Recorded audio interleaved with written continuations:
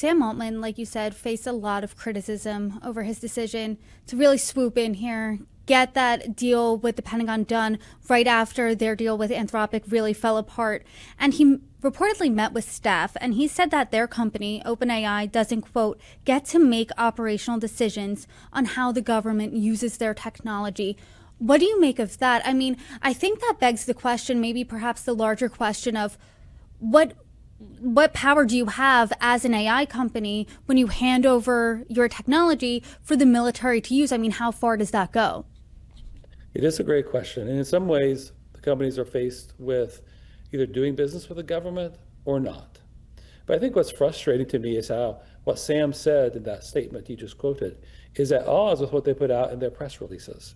I think it's a completely coherent position for any company to say the government can use my product for lawful purposes, and Congress, the executive branch, get to define what lawful purpose means. What you can't say is like, oh, we actually have all these restrictions. We're going to have forward deployed engineers. We're going to have all these guardrails around it. So they're actually not going to use it for all the things they want to do. So the truth is the government's going to use it for whatever they want to do. There are no guardrails in place in the OpenAI contract. Pete Hegseth can do what he thinks is lawful. He'll have lawyers advising him about that.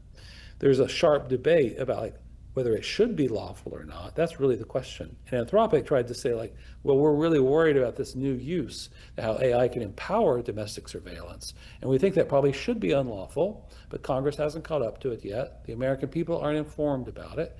And so they try to restrict it. So I think what Sam Altman's saying is you can't have it both ways. OpenAI is going to be used by the government. Again, that's a coherent view. It's not one that Anthropic thought was the right one. And so he's trying to give a public relations spin that we have some kind of guardrails. There are no guardrails.